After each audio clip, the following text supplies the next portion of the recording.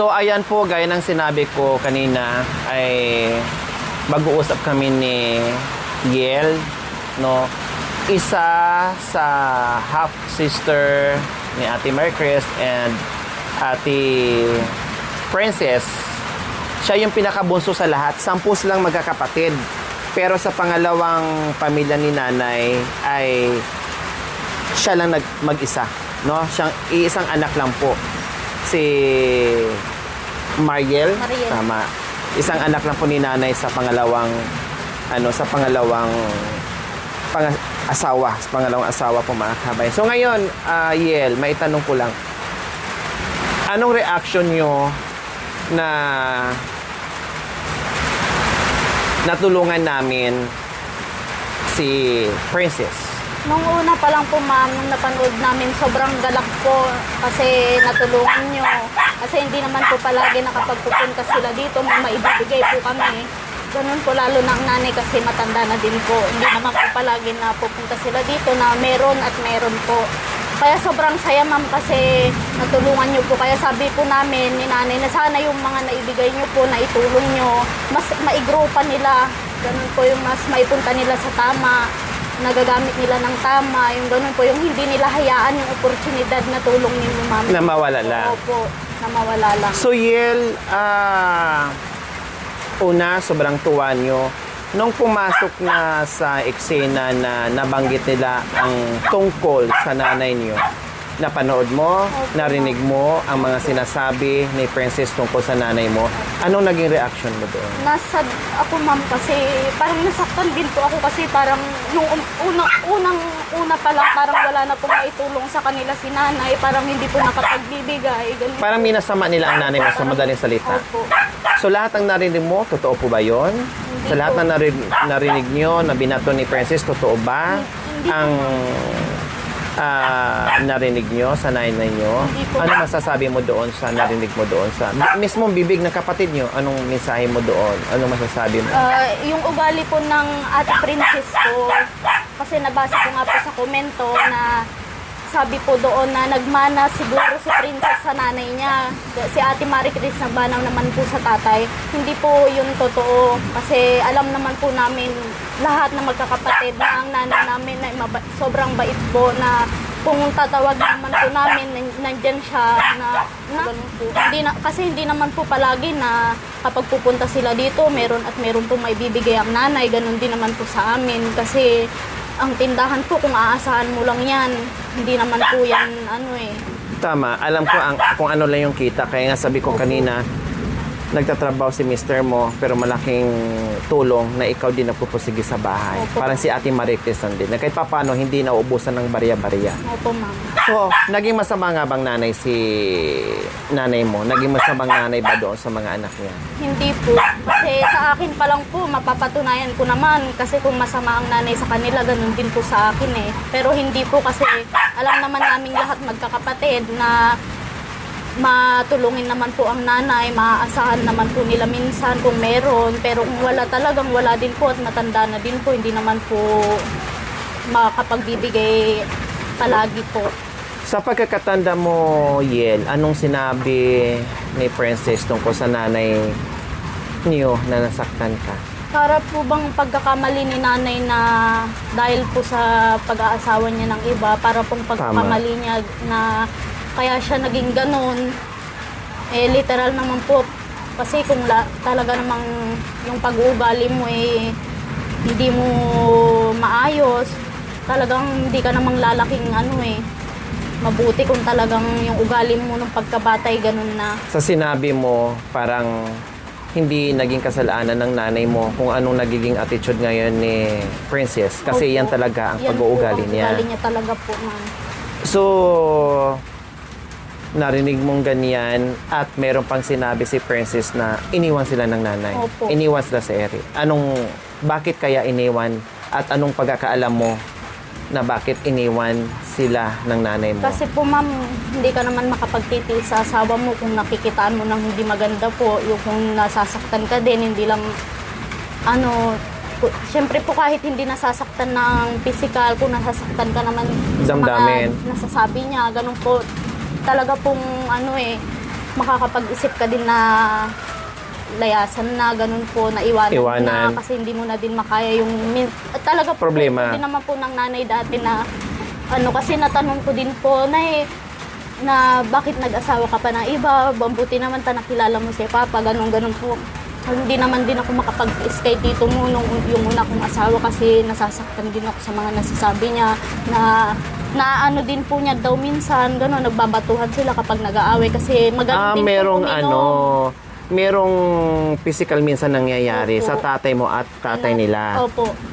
Oh, pero na-meet mo na yung father nila? Namit ko na po. Nakita mo na nagiinom? Nakita mo kung anong pag-uugali niya? Nakita ko po na nagiinom pero hindi ko pa po nakita yung totoong ugali niya. Kasi hindi mo naman nakakasama sa bahay.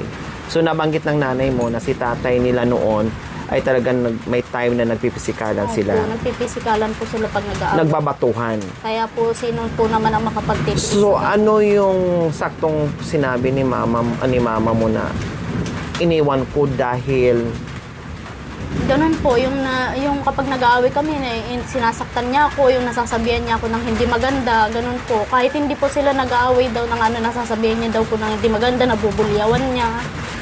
pero nung iniwan sila ng nanay mo, nagkikita pa rin sila. Si Princess, nagkikita pa rin sila ng nanay mo, sila ni Princess, nagkakausap ba, nagkakasama pa din, dinadala niya. Ang alam ko po, hindi na po yata eh. Hindi na pupunta si mama mo doon Opo, sa bahay. opo. Pero dito, sila ni Princess, pupunta at nakikita sila ng mama mo. Or hindi na rin? Hindi na rin po. Hanggang ngayon, hindi na sila nagkita personally ni mama mo? Ay, nagkikita po kasi pumupunta naman po siya dito pag... Yun ang gusto kong linawin.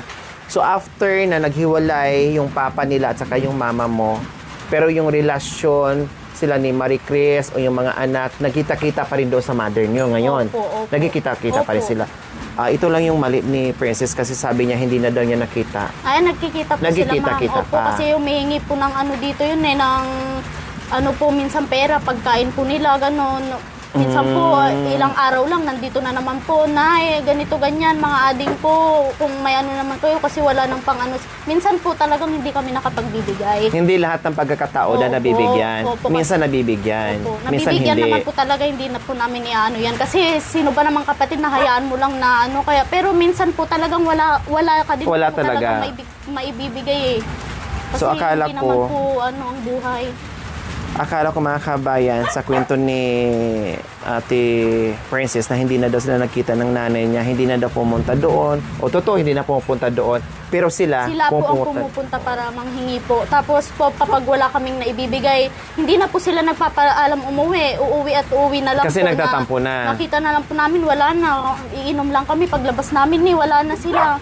Hindi So, man lang nagpaalam. Ibig Ganun sabihin, ang nilalapitan ni Princess ay hindi lang si Ate Marie po. Chris. Hindi lang po, ma'am. Kayo na nandito na kapatid niya, Opo, nilalapitan opo, niya. Ma'am, opo. Pati Pero ang may madalas kapatid niyang pa po kami nilalapitan ay si Ate Marie Chris. Opo. Pero Pero pupunta din siya opo, dito sa ma'am, inyo. opo. At sa nanay niyo. doon. Opo, ma'am. Hindi lang po, maraming beses na rin po na pumupunta sila dito na nabibigyan naman po nila. Kaso hindi lang po palagi. Naintindihan ko yon, Yel. Kasi minsan kasi ang tao ganito. Pag napagbigyan mo ng maraming beses, okay. Pero pag hindi mo napagbigyan ng isang beses, mabubura yung mga maraming beses na binigay mo. Kumbaga, hindi nila nakikita yon. So ito yon, ganito din si Princess and si Jerome.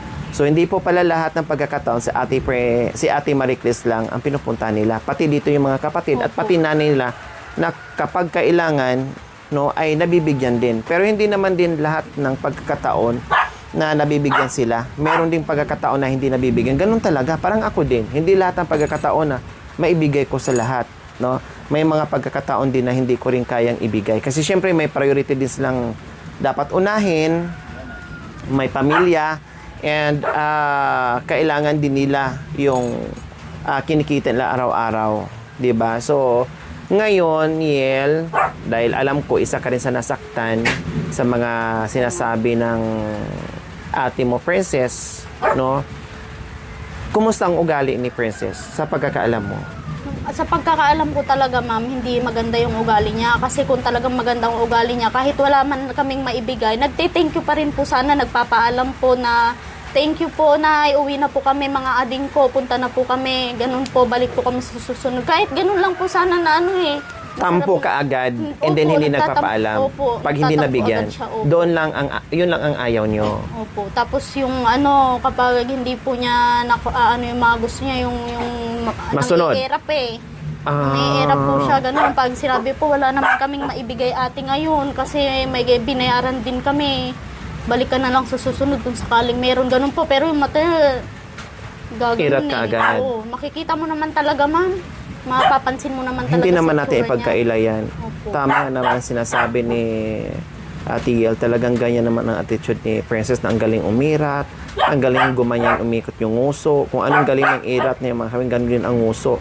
Tapos yung supladita yung mukha, alam mo yun. Opo. So ganun talaga. Biro mo, punta dito.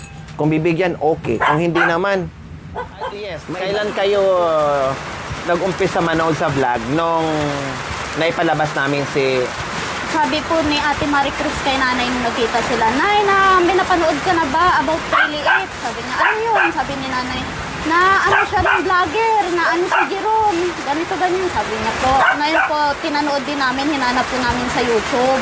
Kasi sinabi din po ni Ate Marie Cruz yung pangalan niyo, kung sinong vlogger. Nung napanood po namin, si nanay, parang nung umpisa pa lang tuwang-tuwa na kasi alam na niya na matutulungan sila. Siyempre, Mabuti naman. tuwang-tuwa yung nanay. Opo, tuwang-tuwa po. Siyempre kami din po mga kapatid, ganun din po. Kami pong magkalapit ni ate po. Alam, mabuti naman na kahit paano may makakatulong na, ganun, kahit hindi tayo palaging nakapagbibigay. At least alam natin na merong tutulong. Tama. Tapos sabi So po, agad-agad, pinamalita. opo. Nagkunik-kunik. Opo, O, nagkunik-kunik. nag-umpisa kay Ate Marie Cres, tapos ikaw na rin nagsabi sa kanila. Tapos tuwang-tuwa po kami kasi kahit kapatid lang ako na napakasaya po kasi nakita kong ganun siya, na natulungan sila. Na kahit, siyempre po yung mga anak nila may... Number one yun, po, kawawa. Awang-awa po kami kapag kung mayaman nga lang pong tao, kahit sabi ng mister ko, kung may kaya lang tayo, kahit ampunin na sana natin yung isa. Kasi isa pa lang naman yung anak natin. Naisipan nyo. Opo, naisipan po niya. Tapos, si nanay naman, sabi niya, sana lang hindi parang yung naitulong niyo po, hindi nila Mabaliwala. mabaliwala, ganun po. Baka kasi mapunta lang sa wala yung mga tulong niyo. Tama. Ganun po. Sana maisipan nila na ipunta yan sa magandang paraan na mas pa po nila, mas maiiangat pa nila yung buhay nila. Lalo na Para po kahit sa- paano mabago yung Opo. pamumuhay. dahil sa hirap po ng buhay nila, pinag-pray po namin talaga na sana yung mga binigay niyo po, inano pa nila. Na hindi masayang, kumbaga. Ang pinakabastos pa doon is mag-walk out lang na walang nihuniha doon sa taong pinuntahan niya. So, ibig sabihin, kapag wala kang maibigay, pangit ang ugali mo. Opo. Kapag meron kang maibigay sa kanila, sige, okay sila sa'yo, parang ganon. Ganun po. Ganun Hindi siya, magandang attitude. So, nasabi mo ba ni nanay na sinabi mo si nanay doon sa base sa video, sinabi mo kay nanay mo, Nay, masama daw ugali mo o hindi ka daw ganito. Sa mga narinig mo kay Princess, nasabi mo kay nanay mo. Ma'am, Anong sagot ni nanay? Ko po, Nay, panoorin mo to, ganun. Tapos may komento dito na ang sakit, sabi ko. Nung naano niya po yun, umiiyak na siya. Habang sabi ko, Nay, huwag kang iiyak. Didipinsan kita kasi alam naman namin yung ugali mo, kako. Kasi simula naman po, kapag may kailangan sila, andyan naman po at andyan ang nanay. Kaya po, ang sakit lang sa loob na parang Siyempre. binaliwala na nila yung tulong ng nanay. Yan po yung sa akin. Kasi alam mo naman talaga, nakikita mo na Opo. tumutulong ang nanay. Kahit pagod yan, ma'am. Nung tumawag pa sa kanya sa Ate Marie Cris ko, yung nag-chat kay ate ko, Nay, punta ka daw kay ate kasi gusto ko niyang makita, may iniinda siyang sakit. O, narinig yung sinasabi ko na pinapapunta ko yung nanay nila, yung nanay nyo, na doon sa birthday ng anak sana Wala nila. daw naman pong nasabi sila, ma'am, kay nanay. Sinabi ko sa video yon na sabi ko kapag ilang beses yon, Princess, tawagin mo ang nanay mo ha, papuntay mo dito. Kung pwede, isama niya yung mister niya. O kung pwede yung mga anak, yung mga kapatid niyo, papuntay niyo dito para magsama-sama kayo. Kung anong merong luto natin dito, hala, sige, pagdamutan natin yan. Ang importante, magkita-kita kayo. Wala, ma'am. Wala naman Hindi daw. binalita sa inyo. Hindi daw. Wala naman daw pong nasabi kay nanay. Ganun din po sa aming mga kapatid niya. Wala naman po kaming na invite nila po. So, narinig mo lahat-lahat. Ate Yel, anong naramdaman mo ngayon kay Princess? Galit ka ba? Ma'am, siyempre may nakakatampo yung ganun pag-uugali niya na sana ayusin niya kung natutulungan siya o hindi. Yung pag ano ng ano niya naman, wag naman sanang ganun. Sana ayusin niya pa rin yung sarili niya, yung hindi niya pinapakita yung kabastusan niya. Kahit mabigyan man po o hindi. Kung ano sana yung maibigay sa kanila, thank you sila kahit maliit na bagay lang yan. Kasi para sa malaki na yun eh. Lalo't ganun po ang buhay nila na talagang alam naman natin pong mahirap. Sana po yung mga naitutulong, inaano po nila sa magandang pamamaraan po. Yung hindi yung parang binabaliwalan nila lahat, hindi yung umaasa lang sila. Ganun po. Sana iangat din nila yung buhay nila, hindi yung naghihintay lang sila na mabigyan sila. Kasi naasa nila, ganito, may nagbibigay naman na kahit ano.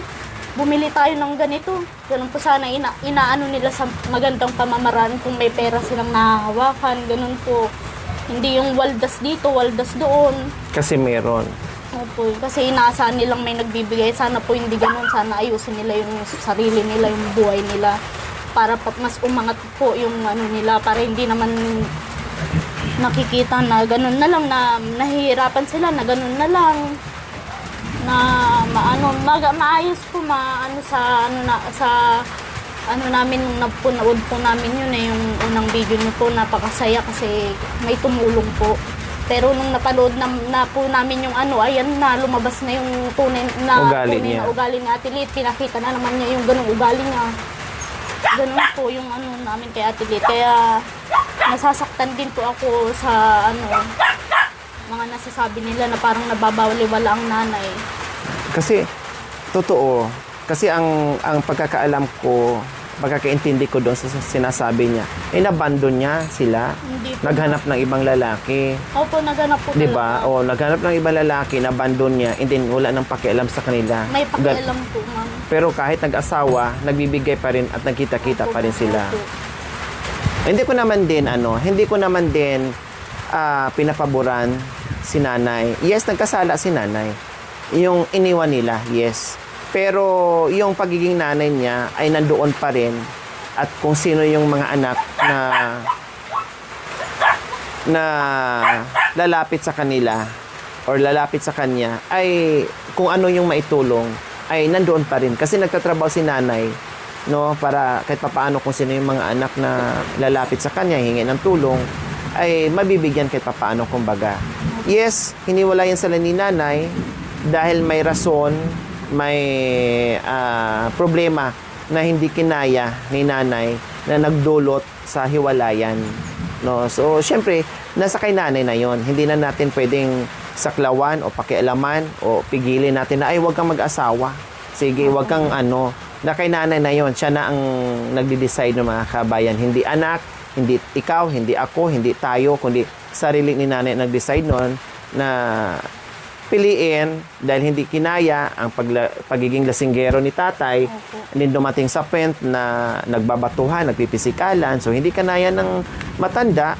So, anong gagawin niya? Siguro na-trauma na, natakot na, o ano na lang. So, umalis. No? Umalis, hiniwalayan.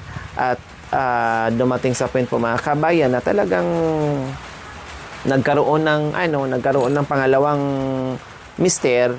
And then yung mga anak na iwan doon, at totoo naman na si Princess ay ang nag-guide niya si Ate Maricruz mula nung bata. Ang nag-guide po. Doon siya tumira. Opo, doon siya tumira. Mula nung hiniwalayan ni mama mo, si Princess ay laging kasama niya ang ate niya. Hanggat nagkaroon ng pamilya ang ate mo, Maricruz, nandoon pa rin siya nakatira noon. Ang alam ko po, minsan umuwi din siya sa mga kuya eh. Umuwi din siya. Opo, doon din Pero siya. nag-stay siya ng matagal Kay Ate Maricruz po. Okay. Bisita lang siya sa ibang mga kapatid. Opo, ma'am. Anong mensahe mo kay Princess ngayon? Mensahe mo kay Princess? Sana kapag may siyang tumutulong sa kanya, kagaya niyo po, mas iangat pa po nila, hindi yung inuugali nila, yung ugali pa rin nilang tamad, ganun po. Hindi ko talaga pong masasabi ko po talagang tamad eh. Kasi lagi kapag naman po, Nandiyan na naman, hingi. Bakit, kaya naman po magtrabaho ni Kuya Mga bata Jerome. pa naman sila. Parang sinasabi mo na kami mahirap din. Pero kami nagpupursige, gumagawa ng paraan. Kung anong kaya namin, parehas naman tayong buhay, kayo din, kaya nyo din. Basta magsipag. Parang ganun ang sinasabi. Sa sitwasyon nila ni Jerome. 'Di ba? Kung ako ni Jerome, halimbawa lang, no? Kung sa alam niya na medyo hindi sapat yung pagpipidal niya, okay, sige, magtrabaho siya sa bukid. Bakit kahit nasa bukid nagtrabaho, okay naman yung Ano nga buhay. po Nakakaraos yung- naman. Yung tagmais po noon, pag magpipitas po sila, niyayaya po nila si Kuya Jerome. Oh, yun magpitas naman ka pala din. oh. Alam niyo po ang sagot niya, sunduin niyo ako kasi wala akong sasakyan. Ano po yung pedal? Hindi po ba niya kayang gamitin yung pedal? Kundi Kung talaga aalis siya ng pong- maagang maaga para makapunta siya dito. Opo, kung talaga pong gusto niyang magpursige, inaano niya yung pagtatrabaho Kumbaga Nagsisipag gusto po niya sabi. laging hayahay lang, Opo, sandal yung- easy lang. Opo, ganun Binibibi palagi, parang ganon. Kumbaga, nandyan na yung pagkain, kailangan mo siyang subuan. Parang Hindi ko po alam, ganon. parang katamaran niya din yata ang maglinis sa katawan nun Nakikita naman talaga namin, Tiel, lahat naman yung bahay niya. Napuntahan mo ba yung bahay niya? Hindi pa po. Diba? Una pa lang namin punta doon, grabe na. So, talagang hindi natin talagang masabi natin na katamaran maglinis, kadugyutan, kung Opo, madaling salita. opo. Pati Sa, sa hindi lang sa sarili katawan, niya. hindi lang sa sarili niya, pati sa bahay na nakita naman natin.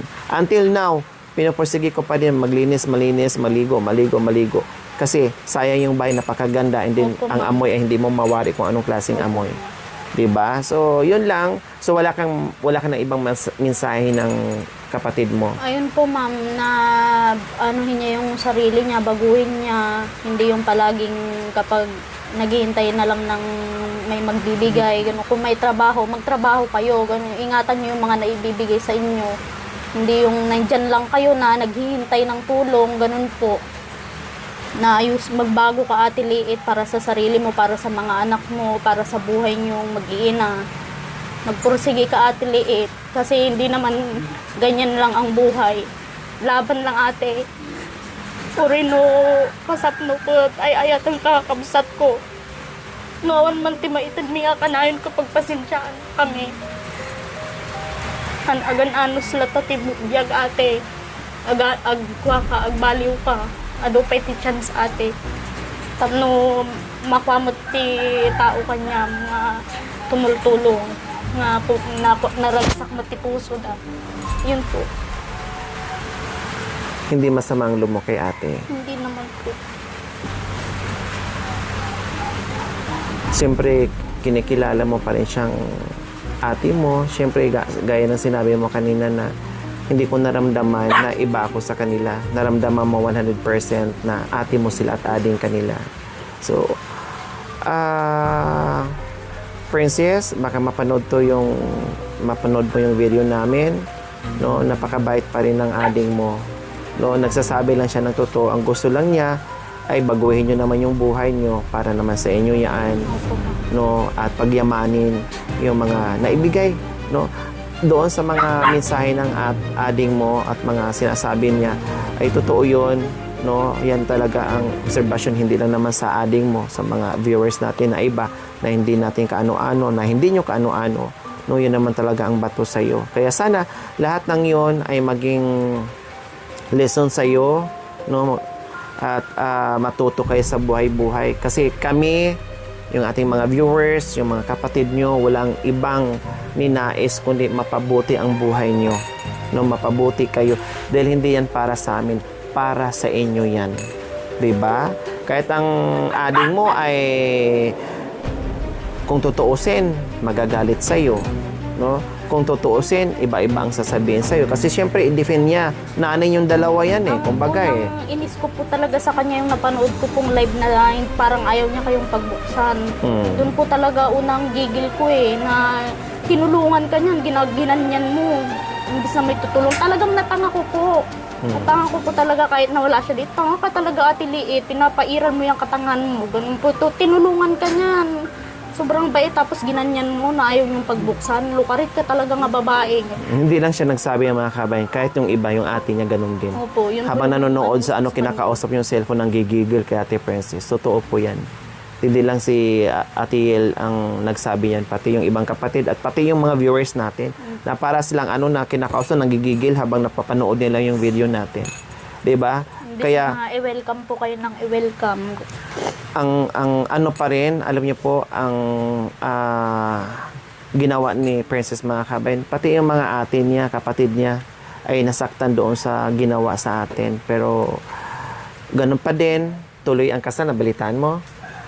Opo, yung kagabi po, ma'am. Tuloy ang kasal, tuloy ang binyagan. Sana nandoon kayo or isa kayo sa sa maging bisita niya sa kasalan at binyagan. Kahit simpleng salo-salo, okay lang, hindi importante marangyang salo-salo mga kabayan. Basta kahit paano ay nagkita-kita sila, sama-sama sila kahit malang ni minsan sa buhay ng mga kabayan na hindi na magawa nila ngayon, 'di ba? Sabi ko, bahala na pag-usapan namin kung anong mangyayari. Simpleng luto sa bahay. Iniisip kasi namin mga kabayan yung maliit yung space doon. Hindi katulad dito, halimbawa pag ganito, malawak yung space na sa bukid. Sa kanila maliit, syempre, mahirapan kami plus yung pagluluto. Pero kung kakain naman kami sa labas, okay lang din. Kung makahanap ako ng medyo malaki-laki yung space, walang problema. Kung sino yung darating, sige, no problem, kain tayo. Ang importante ay magkita-kita sila, 'di ba? Kahit Princess, anong nagiging ugali mo, ang babait pa rin ng mga kapatid mo at saka mga ading mo, hindi pa rin sila nawala, no? Nandyan pa rin yung pagmamahal nila para sa iyo. Ang tanging pakiusap nila, sana mabago ang buhay nyo na wag tatamad-tamad at wag aasa. Kasi sila, may buhay na rin, parehasan din kayo ng buhay. Kung hindi sila kikilos, wala din. Kung hindi magpapusigi, wala din. So, kumbaga, gapang sila sa buhay-buhay nila, kayo din gapang din. Igapang, isakripisyo. Magiging, tawag nito, magiging masinop sa mga bagay-bagay na binigay sa inyo. 'Di ba? At wag magtampo kung mabigyan kayo o hindi kasi nanghingi lang kayo dito. Kapag meron silang maibigay, isa sa mga kapatid nyo dito, magpasalamat. Kung wala, magpasalamat. Bakit? May kasunod pa naman hingi. May kasunod pa naman. May next time pa naman. Malay nyo, hindi kayo napagbigyan ngayon. Sa sunod balik nyo, mabigyan na kayo. So, ganun lang yun. No? Hindi yung ikaw nang hingi, tapos magagalit ka kung hindi ka bibigyan. Huwag ka namang hingi. Magpursige ka sa buhay mo. Di ba? O, ganun lang yun. Okay, so, Ate Yel, si mama mo nandiyan. Pwede natin makausap. Opo, ma'am. Okay. Namukhaan niyo po ako. Nay, ito gaw, nay. Si nanay. Nagsangit mo to.